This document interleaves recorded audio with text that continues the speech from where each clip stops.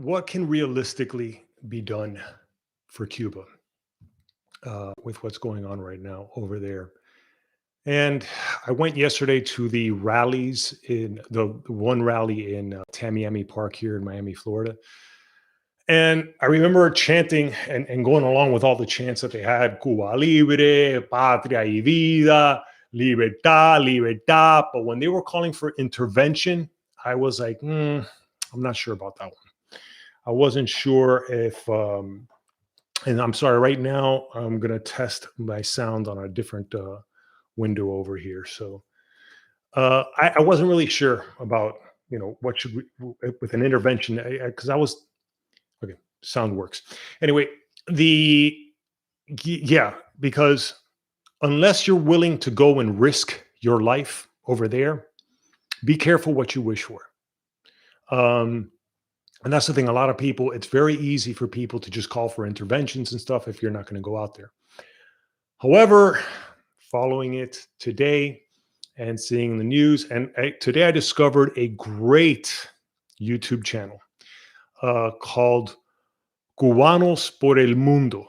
And this guy named Otaola. And I'm looking at his face right now. And if I knew how to share the screen, I would. I got to work my way around YouTube Live because everything's changed and stuff, and I don't know how to navigate it very well. Anyway, this guy Otaola, on once again Cubanos por el Mundo, he was bringing up the concept of, not even the concept. He was calling for intervention. And I was like, huh. And yet he was bringing up different ideas. Like when I thought intervention, I thought, what was this going to be, another Bay of Pigs? Is that what we're going to do? And no. And it's not even about getting the U.S. military to go in there. No, it's the United Nations. And it could probably even be a peaceful intervention. I got to relax because I'm very disturbed by the video I just saw. The one of the where the and he had it in his video as well, and I saw it on the Miami Herald. I wish I could show this video. The video where the cops are breaking into someone's house, and they're breaking into a mother with her child. They're breaking into her house, and cooler heads prevail. Cooler heads always prevail, but you got to strike while the iron's hot. And somewhere between those two, cooler heads, hot iron. There's temperature, and something needs to be done, man. If not, Cuba is just going to continue languishing on, much like Venezuela. It could become a lost cause like North Korea. And for the longest time, Cuba was kind of put on par with North Korea. And I never got this way over Venezuela. I never got this way over North Korea because my family's not from there. And I don't have family in any of those countries. Obviously, I want to be careful with what I say because I don't want to harm anybody. I don't want to endanger anybody in Cuba. This really, really, and especially when I saw the video on the other guy's video, I didn't see any sound. I just saw, a lot of movement. And I even, since I don't know what to believe anymore, when I saw that video, I thought, well, hey, how do we know there wasn't a burglar in the house and they're manipulating the news? I don't think so. This was on the Miami Herald, and the Miami Herald, it's interesting. The Miami Herald at least is showing that. But the Miami Herald is also doing something very disingenuous. And you can't blame everybody at the Miami Herald, I would imagine, for this. They're comparing the blocking of the highway yesterday with with when Black Lives Matter protesters did this last year, and then that Ron DeSantis had to pass a law to ban that. And they're like, hey, look at this. Oh, well, why weren't the Cuban protesters treated the same way as the Black Lives Matter protesters were? Please stop doing this. Please stop trying to divide people, and especially with false narratives and false equivalences. With all due respect to Black Lives Matter activists, the ones who who feel just as strongly as I do about Cuba and about what's going on over there. And actually, the way I felt when I saw the George Floyd video initially, okay, that bothered me too. It bothered me too. But you got to put it into context and into the right perspective. I am sorry. What happened with George Floyd was a tragedy, but that was a tragedy that got exploited on a presidential election year. Notice how it is now July of 2021. I have yet to see a story of an unarmed Black American being killed by police. I don't see it. And I'm sure it's happened. And I'm sure also unarmed white people have been killed by police, as well as Hispanic people have been killed by police. I actually know of a relative who was killed in police custody, and they weren't Black. And this is where I gotta relax. I gotta relax. I'm probably yelling. This is what I find disgusting with the way certain people in the media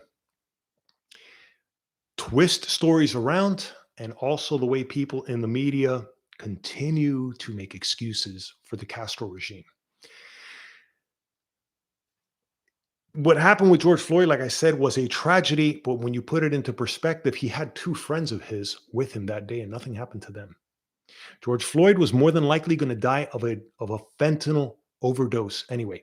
That is horrible what Derek Chauvin did, but there was nowhere near the amount of protests for people like David Dorn, the Black American police officer who risked his life to go protect a friend's store. Don't see any murals for David Dorn. I am sorry, but it has to be said. Black Lives Matter, the organization, the three ladies who started Black Lives Matter, Alicia Garza, Patrice Cullors, and Opal Tometi, okay, they're bad faith actors. And Patrice Cullors, if I'm not mistaken, the one that this year was called out for the, I believe, fifth multi-million-dollar home that she purchased, there are pictures of her with Nicolas Maduro from Venezuela. These are people who are either so dangerously misinformed, they're almost neurologically, something's wrong with their brain, or they're just psychopaths. I don't know what it is. And I don't want to get too much into that. But the point that, sticking to the title of this video, what can realistically be done for the people of Cuba? Even if you don't want to do anything, even if you don't want to protest, and please don't block any more highways. Please, I mean, whether people are watching this video or not, I don't care. I'm putting this out there and I'm going to do everything I possibly can. Short of losing my job, and if I have to lose my job over this, so be it. What can realistically be done for the people of Cuba? The very first thing is accurate information. And for people like me who want to take this cause on, I need to follow my own advice, and cooler heads will prevail. And we need to, from this point on, frame the Castro regime for what it is. It is a murderous dictatorship. It's a murderous dictatorship. Forget about communism. Right? Don't. If you're trying to convince people about why something should be done for Cuba, don't get into an economic debate about communism versus capitalism. It's a shame people just won't listen. And already today I got banned off of Twitter for 12 hours for telling somebody to go suck a dick. And you know what? Now I learned my lesson. Okay. And by the way, that's the other thing. I was trying my damnedest to not argue with people on Twitter. I really was. But it's amazing. It's amazing the amount of people that want to make excuses for the Castro regime. And I don't know, because a lot of these, well, this person actually did have a picture of themselves and they had their name. So kudos to them for doing that. But not a good idea to have more enemies. You want to bring people to your side, and it's hard. It's hard. It's amazingly difficult. I'm finding it amazingly difficult to convince people. I mean, for years I've been talking about this with people, and it sometimes makes me wonder: am I incorrect? Right? But here's the thing: For anybody who wants to, I'm going to veer off a little bit into philosophy and stuff like that, but still keep it relevant. There's a too much moral relativism that comes, especially if you talk about communism. It becomes like, well, who's to say what's right or wrong? Who's to say what's good or evil? Now, when it comes to murder, that one's pretty clear because it's life or death, and there's nothing subjective about that. There's no opinion about somebody being dead. They're either dead or they're not. And the same thing goes with suffering and well-being. You know when you're suffering. There's no objective, there's no subjective opinion. It's not like, well, you think. No, you know when you're suffering. And you know when you're being made to suffer needlessly by someone else who is not suffering, and they're gaining from your suffering. They're getting well-being from your suffering. There's nothing subjective about that. And these are the points we have to hit home if we really want to finally just see an end to that murderous regime in Cuba that functions like a cancer. It really does. It functions like a cancer. I had gotten some books before that I wanted to show. And this was a walking, talking societal tumor. That's what this, and I don't want to curse. I don't want to let my emotions get to me. I have a hard time even looking at his face, much less saying his name. And when I went to Cuba, because I remember going there a couple years ago to visit family, it was amazing how people were afraid to mention his name. I'm not afraid of saying Fidel. I'm not afraid of that. And I'm not afraid to put on a live stream. I'm not afraid to put my job on the line if I have to. But this man sickens me to my core.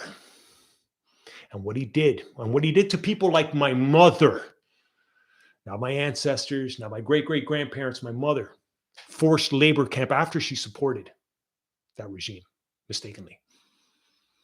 People who have died, people that we know have died, people that we know have languished in prison for decades over political reasons because of this despicably disgusting human being that Black Lives Matter eulogized on their webpage, on their homepage the day he died. They eulogized him. Another reason why I could never support the organization of Black Lives Matter. The three words Black Lives Matter, agree with that 100%. That has never been an issue for me. As a matter of fact, I have been that obnoxious guy who calls people out on certain racist jokes and calling stuff out like that. Now, I've been one of those guys that people are like, oh man, watch out with him because he's one of those fucking lefties. And I'm not a lefty at all. I'm a liberal. I'm a liberal for sure. And that's another point that we can do to help the people of Cuba. If you don't want to do anything, or if you can't, then dude, it's not about guilting people.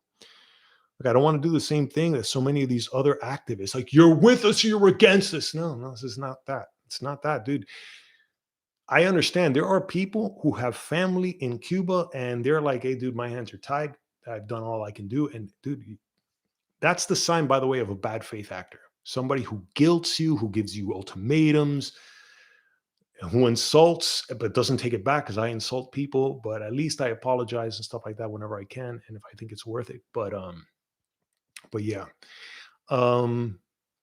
It's things can be done. And that's the other thing. Yesterday when I was at the rally and I saw how they were, I see that there's two people watching. If you want, you could make a comment by any chance. Because I like to know what people are thinking or whatever.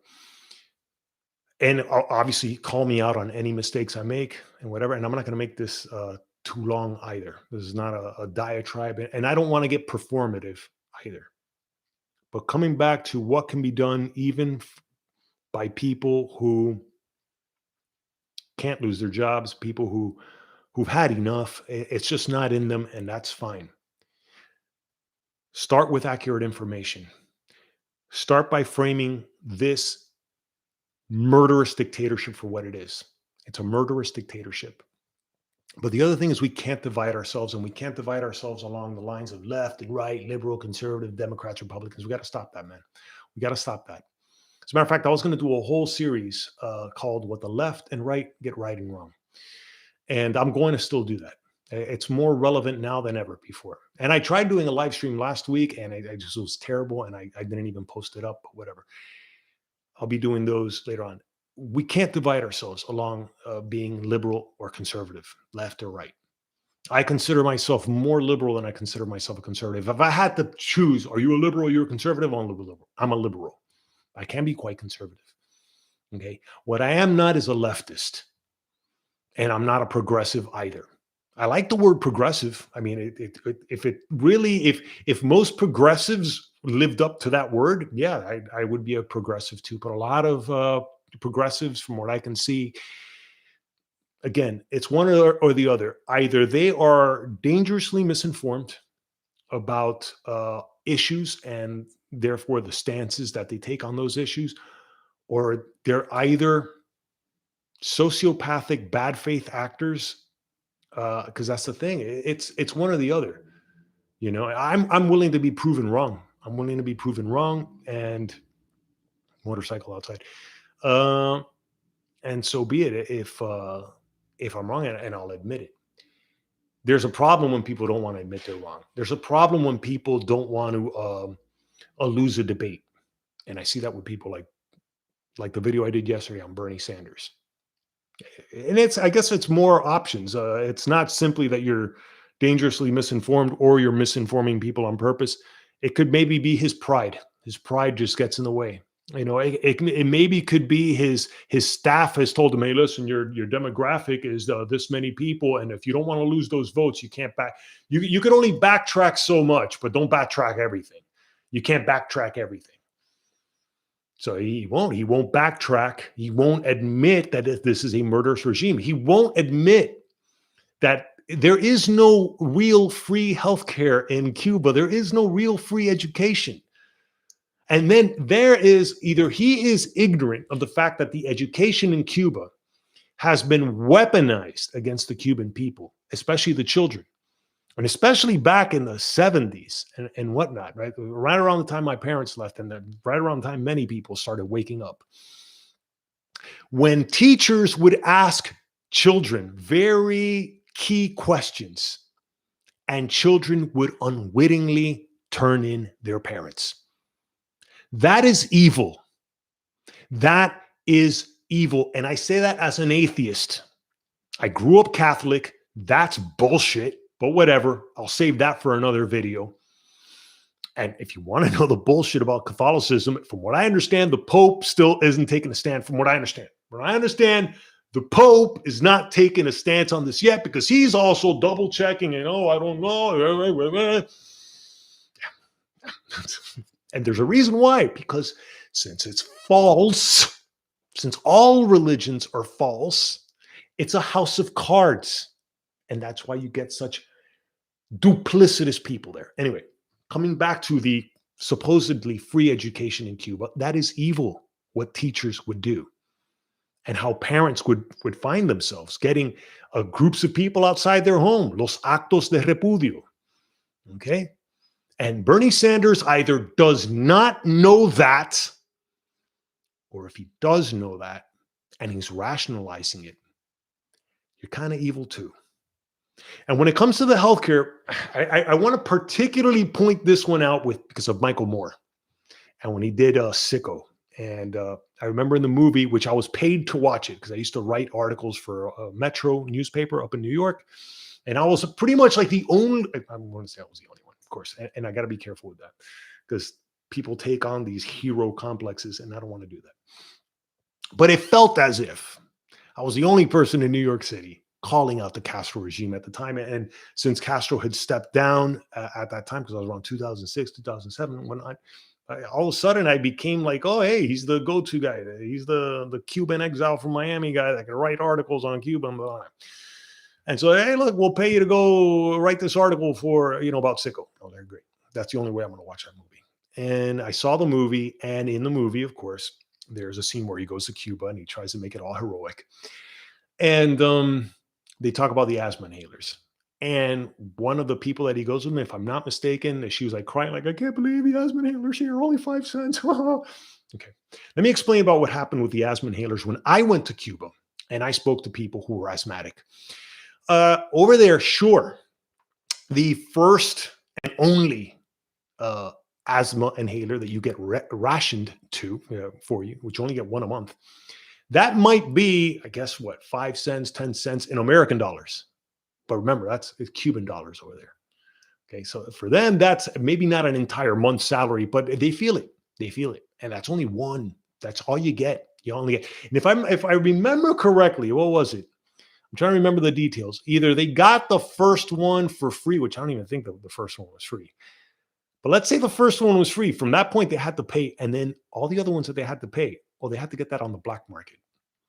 They had to get that on the underground market because just in case people want to just nitpick over words. And another reason why I feel so strongly about this. This is happening in this country now.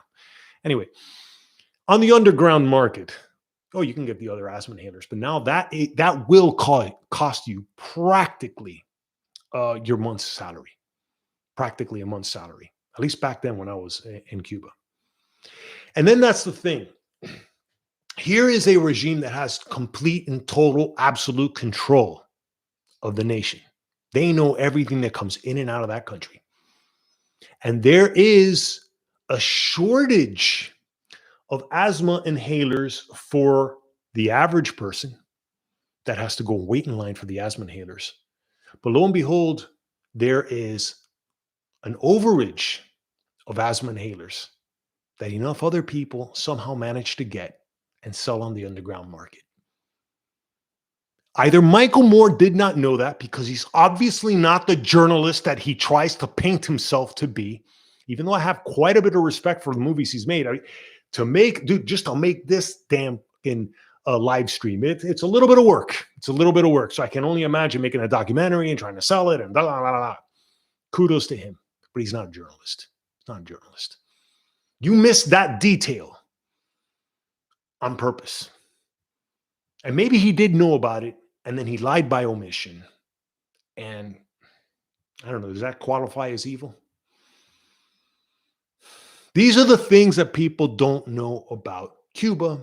And this is why I feel so incredibly, I guess you could say, passionate about this, because I see this happening here now. I see the same mentality that took over Cuba like a cancer happening in this country.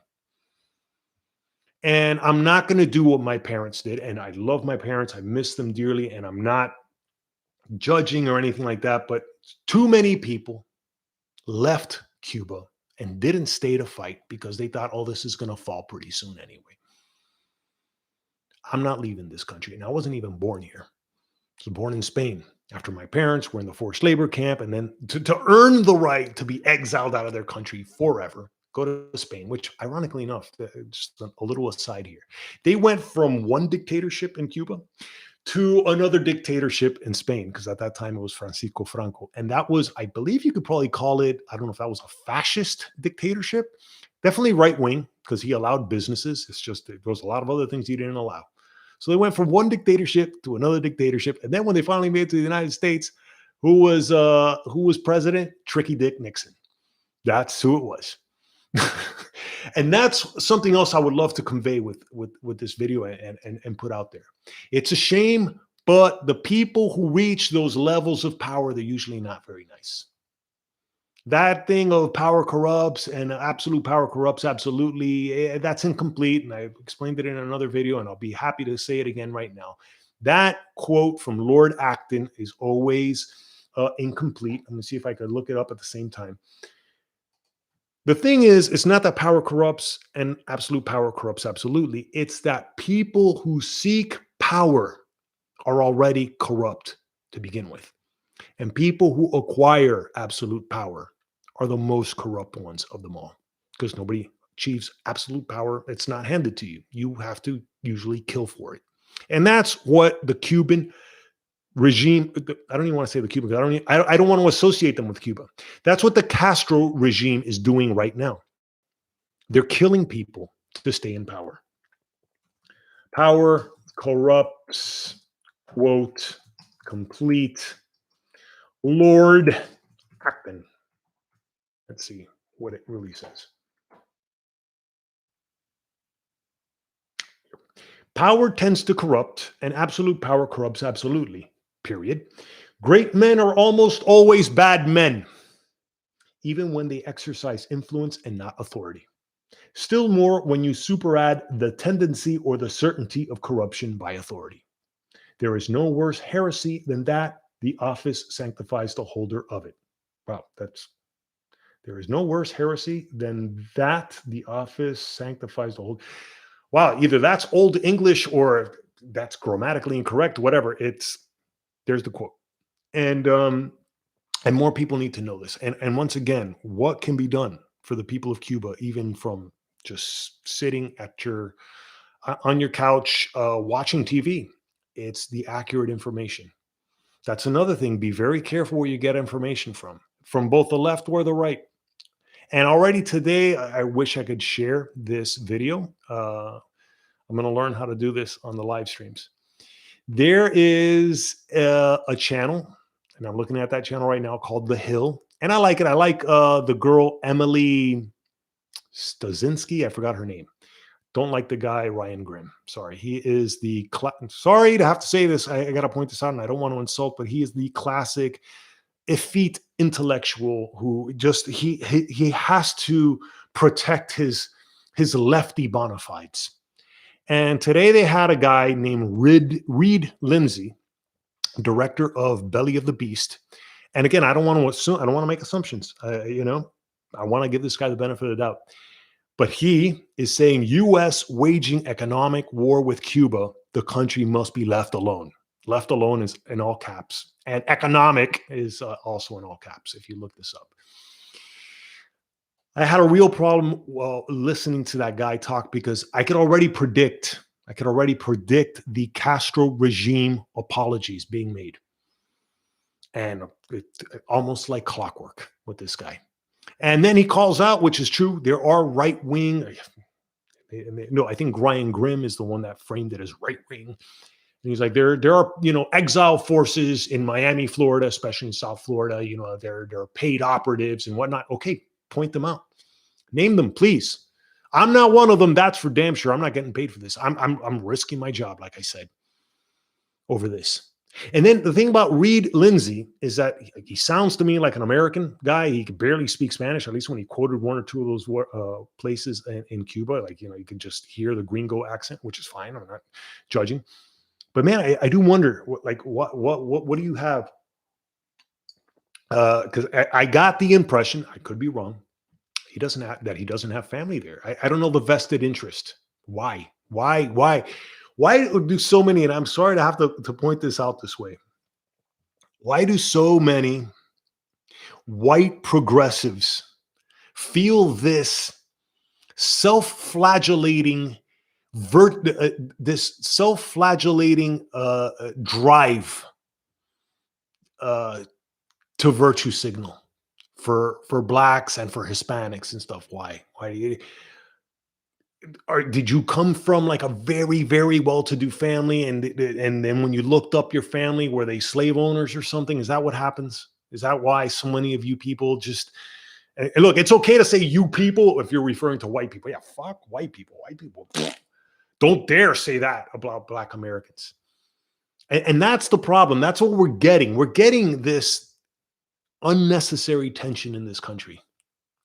When things are actually quite good in this country, things have been pretty good. Okay, we had our first Black American president, 2 terms. I voted for him the second time around. Couldn't vote for him the first time around, though. It's not like I voted for John McCain either. And anyway, I feel like I'm kind of all over the place.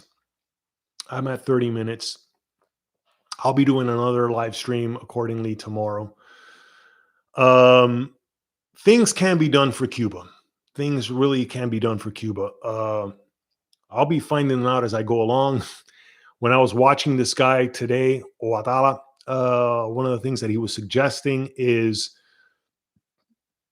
go to the airports if you have it in you and set up a peaceful demonstration. Be peaceful. Don't be obnoxious.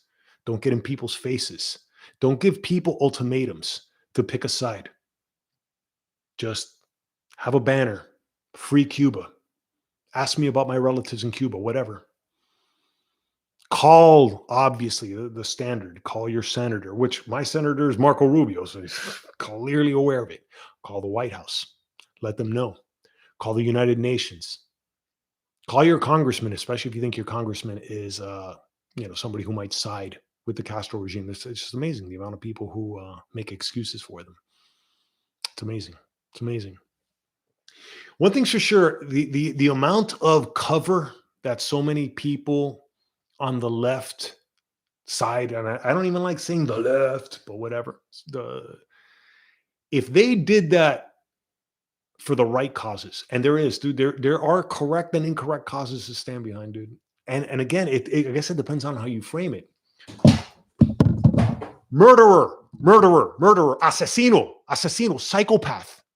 That's what this is. That's what this is. This is not a social justice hero. The Communist Manifesto, which I've read it, bad ideas, predictably ruinous. Shit. Sorry. Got a little too excited. Why is it so difficult for people to understand these things? Why? I don't get it. I don't get it. And especially people who deem themselves to be intellectuals. People who pat themselves on the back, that they're so honorable. They're so on the right side of history. And by the way, with a lot of these effete, because they're usually, if they're men, they're effete. They're like, sorry, it's got to be pointed out. Not that there's anything wrong with being gay or anything like that, but there is, you could see it in them. I don't know. They're compensating, I think. And maybe I'm compensating too. It's a little bit too much macho posturing, but whatever. At least I'll admit it. There's three qualities I've noticed with many of these people. One of them is that they're always quoting obscure literary references, and I quoted something, but I even let people know that I didn't know. I had to look it up on Google. I'm not pretentious. Another thing is they usually make analogies to Greek mythology.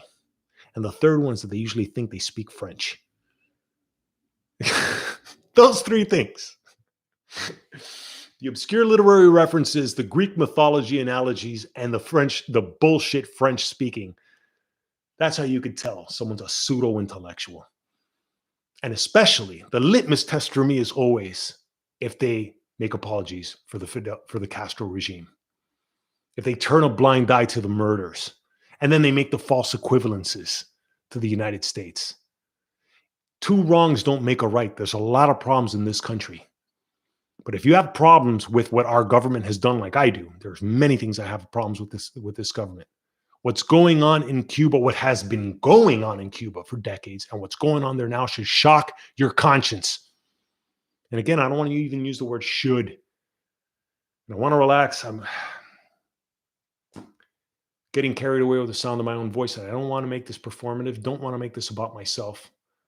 There are people right now dying in Cuba and all over the world, in Venezuela, North Korea, who only knows, China, throughout the Middle East, Africa. Oh my God, what's going on over there? And that's the thing. The last point I want to make. If we can help bring down the dictatorship in Cuba, and if we could do it peacefully, especially, and we could bring the people who need to be brought to justice, this could really serve as a template for all other nations. In the end, it takes a very small group of people to rule over 1 million people. It doesn't take 1 million people to rule over 1 million people. These people could be brought down. They can be brought down. The problem is Russia and China. And those in Hong Kong, look, I should have gotten this like this over Hong Kong, and I didn't. Well, I think I've already explained it. It's because of my family and whatever.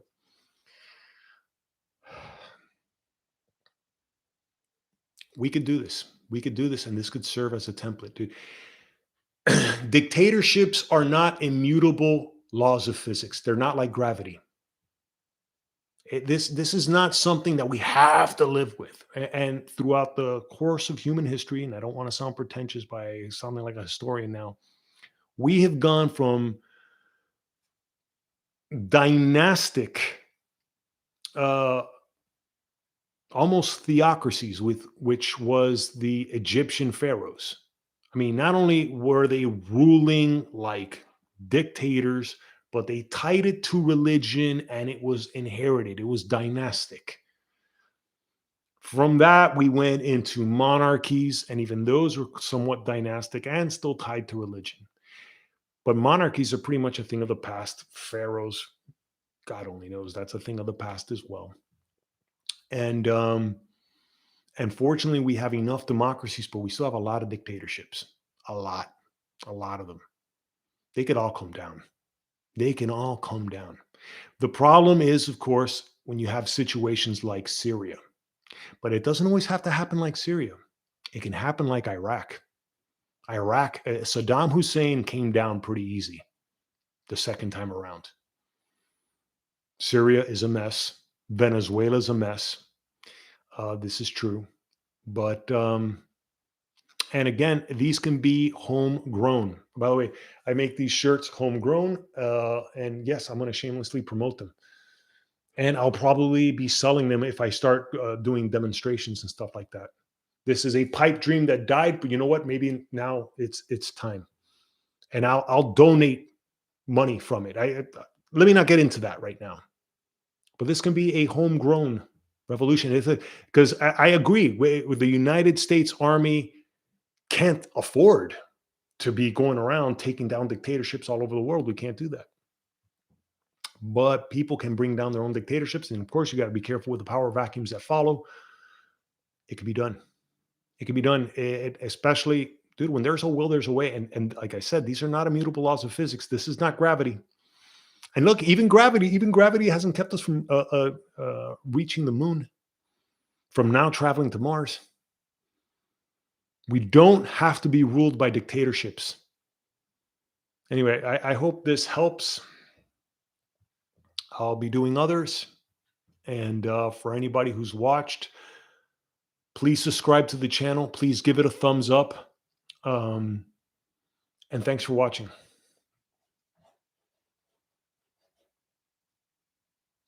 Thanks for watching.